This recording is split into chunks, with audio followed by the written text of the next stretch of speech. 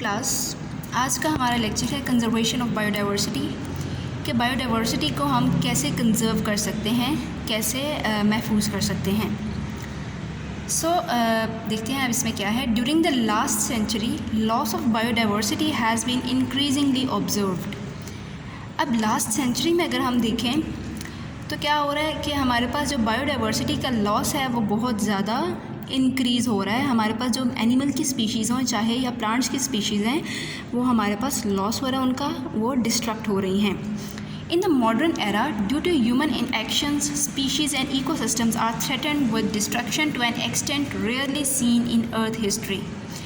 अब अगर हम मॉडर्न एरा की बात करें जो अभी करंटली हमारे पास एरा चल रहा है, इसके अंदर अब जो ह्यूमन के जितने भी एक्शंस हैं, जैसे अब ह्यूमन की पॉपुलेशन बहुत ज़्यादा इंक्रीज़ हो रही है तो हैबिटेट डिस्ट्रक्शन हो रहा है। जो हम लोग क्या करते हैं, ट्रीज़ की कटिंग वगैरह कर रहे हैं। इससे क्या होता है, जितनी भी एनिमल स्पीशीज़ जो वहाँ पे रह रही होती हैं या प्लांट स्पीशीज़, उनका जो हैबिटेट है वो डिस्ट्रक्ट होता है हमारे पास। जाहिर है जब उनकी रहने की जगह ही नहीं रहेगी तो वो स्पीशीज़ भी हमारे पास ख़त्म हो जाएंगी।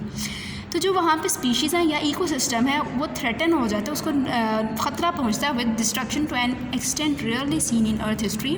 तो मॉडर्न एरा में हमारे पास जो डिस्ट्रक्शन है वो अर्थ हिस्ट्री में ऐसा पहले कभी नहीं हुआ, जो कि जितना अब हो रहा है उस थ्रेट है इसको हमारे पास स्पीशीज़ को भी और इकोसिस्टम को भी।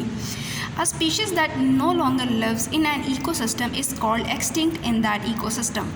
तो एक्सटिंक्ट स्पीशीज़ हमारे पास कौन सी होगी, वो वाली स्पीशीज़ जो कि जिसका आखिरी मेंबर भी हमारे पास ख़त्म हो गया हो अर्थ के ऊपर से, तो उसको हम कह देंगे एक्सटिंक्ट हो गई है, वो ख़त्म हो गई है इकोसिस्टम में। उसकी स्पीशीज़ का कोई भी ऑर्गेनिज्म अब अर्थ के ऊपर नहीं है। When species of an ecosystem become extinct the stability of ecosystem is harmed.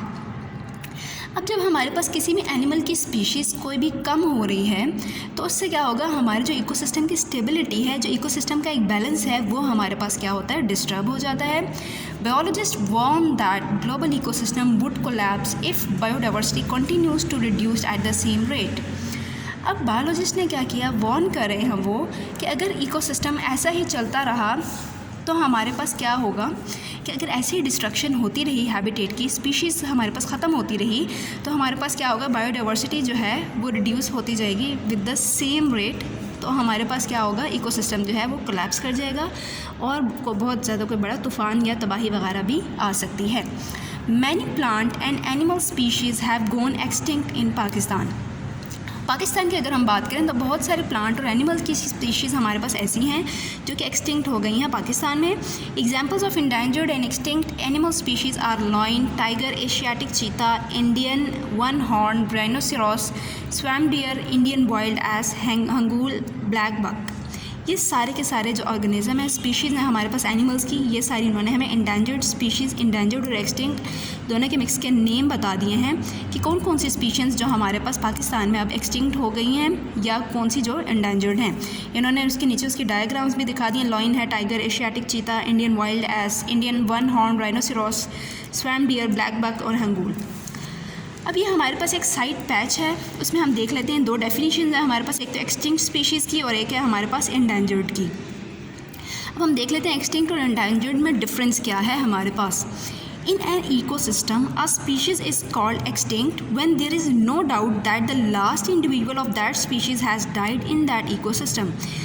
अब हमारे पास जो एक्सटिंक्ट स्पीशीज़ है उसका क्या मतलब है कि वो वाली स्पीशीज़ जिसका हमें यकीन हो जाए कि इसके सारे के सारे जो हमारे पास मेंबर्स हैं जो इकोसिस्टम में प्रेजेंट थे, मतलब जितनी टोटल पॉपुलेशन है उसकी सारी की सारी, उसका लास्ट मेंबर भी हमारे पास ख़त्म हो गया है या मर गया है, तो उसको हम क्या कह देंगे, ये हमारे पास स्पीशीज़ हो गई है एक्सटिंक्ट।